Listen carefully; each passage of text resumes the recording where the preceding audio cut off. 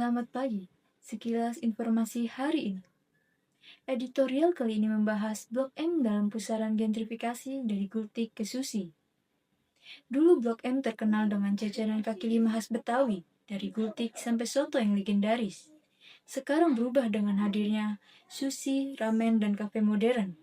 Perubahan ini membawa sisi positif pembangunan, tapi juga menimbulkan tantangan. Bagaimana kuliner tetap bertahan di tengah tren baru?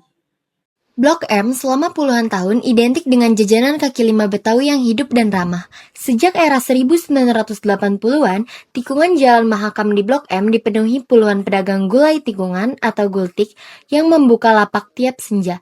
Bahkan media nasional menyebut Blok M layak dijuluki surga kuliner legendaris Jakarta. Bukan sekadar tempat makan biasa, melainkan bagian dari identitas kota yang diwariskan dari generasi ke generasi. Namun, kini kita bertanya-tanya, mengapa soto Betawi dan kerak telur tradisional mulai tergeser oleh sushi, ramen, dan minuman kekinian? Adakah kekuatan gentrifikasi yang mendorong perubahan selera dan ruang kuliner di Blok M? Di satu sisi, perkembangan Blok M memang menawarkan dinamika baru yang menarik. Revitalisasi kawasan Transit Oriented Development (TOD Blok M) yang didukung pemerintah DKI menciptakan pusat kuliner modern yang beroperasi 24 jam. Ruang publik semakin hidup dengan beragam pilihan makanan, mulai dari hidangan Betawi klasik hingga tenan kuliner Asia Tenggara dan internasional. Proyek Blok M Hub yang diresmikan pada HUT Jakarta ke-498 lalu, misalnya, sengaja menyatukan kekayaan kuliner lokal dan ASEAN. Gubernur DKI menekankan kawasan ini bakal menjadi wajah baru Jakarta yang menghadirkan suasana inklusif dan kolaboratif. Integrasi dengan MRT dan Transjakarta juga memudahkan akses warga ke Blok M. Pakar perencanaan kota bahkan menyebut Blok M mirip distrik populer di Tokyo atau Seoul karena transportasi terhubung dan fungsi kawasan yang beragam. Atmosfernya inklusif, di trotoar yang sama terlihat pekerja kantoran, mahasiswa, seniman jalanan, hingga pedagang kaki lima saling sapa. Banyak penduduk menyambut baik hadirnya kafe-kafe Instagramable, live music, dan bazar kreatif yang membuat Blok M tetap trendy. Keriuhan kuliner baru ini menjadi magnet bagi anak muda, menciptakan lapangan kerja bagi UMKM, serta meningkatkan kenyamanan berbelanja bagi pengunjung. Ringkasnya, pembangunan Blok M Hub dan pemugaran trotoar dapat dinilai sebagai angin segar yang membuat kawasan semula redup kembali bersinar.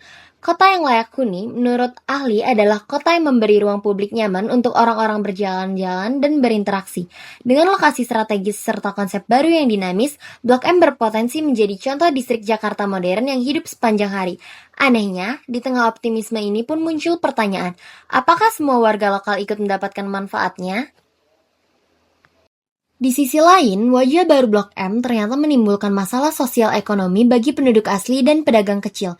Layaknya gejala gentrifikasi, sejumlah pelaku usaha mikro merasa terjepit oleh kenaikan biaya sewa.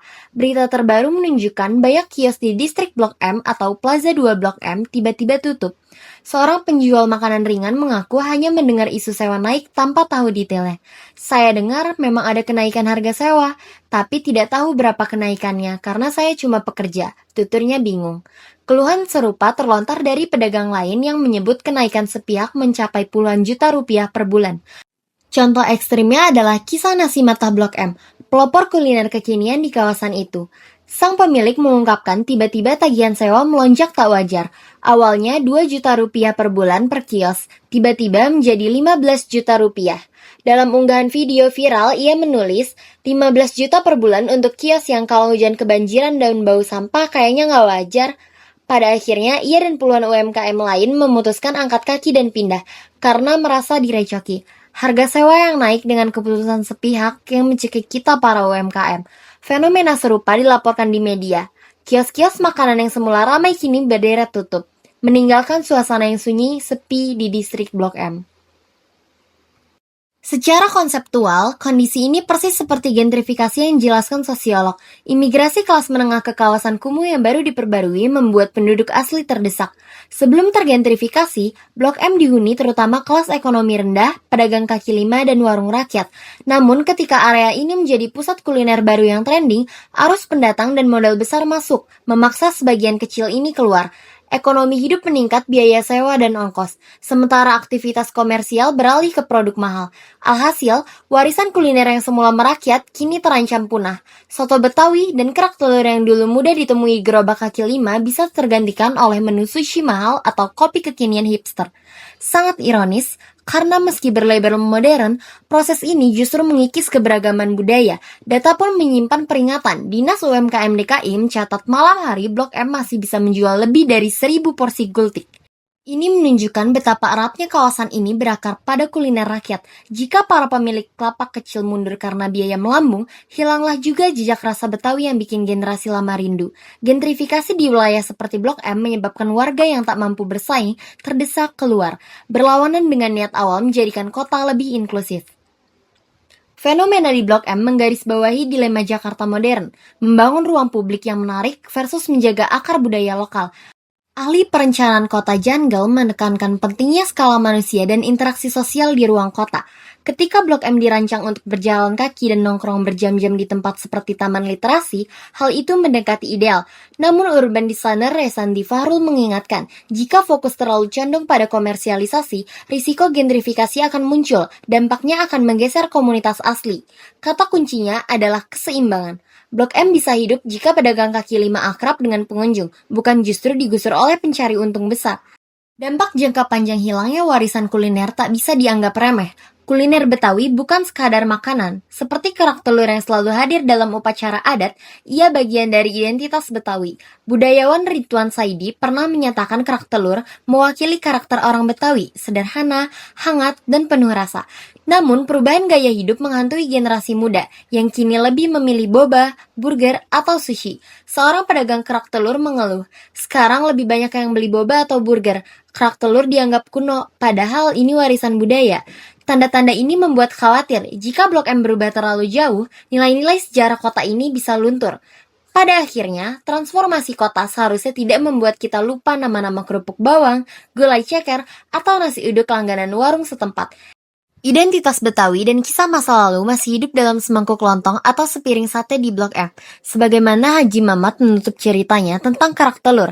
Selama masih ada yang mau jual dan beli kerak telur, selama itu pula budaya Betawi akan tetap hidup.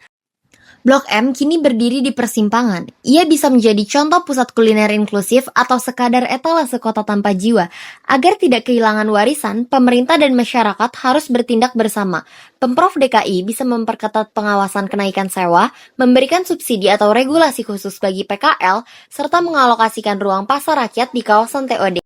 Misalnya, Dinas Kebudayaan rutin menggelar festival kuliner Betawi, festival kerak telur dan pekan budaya untuk menjaga minat generasi muda terhadap tradisi. Pemerintah juga bisa mendukung komunitas lokal seperti warung soto legendaris untuk masuk Blok M Hub atau membuka lokasi baru dengan biaya terjangkau. Warga Jakarta pun punya peran. Alih-alih terjebak tren asing semata, mari kita terus pilih soto Betawi, kerak telur, dan gultik asli saat nongkrong di Blok M. Bantu promosi warisan kuliner lewat media sosial dan ajak keluarga melestarikannya. Dengan cara ini, Blok M akan tetap hidup, bukan hanya sebagai wilayah komersial, tapi juga ruang kenangan budaya Betawi yang meyakinkan. Jika semua pihak bersuara dan bertindak, aspirasi dari soto ke sushi tak harus berarti hilangnya soto, melainkan penambahan cita rasa baru yang tetap menghargai akar tradisi. Demikian informasi kuliner hari ini. Terima kasih.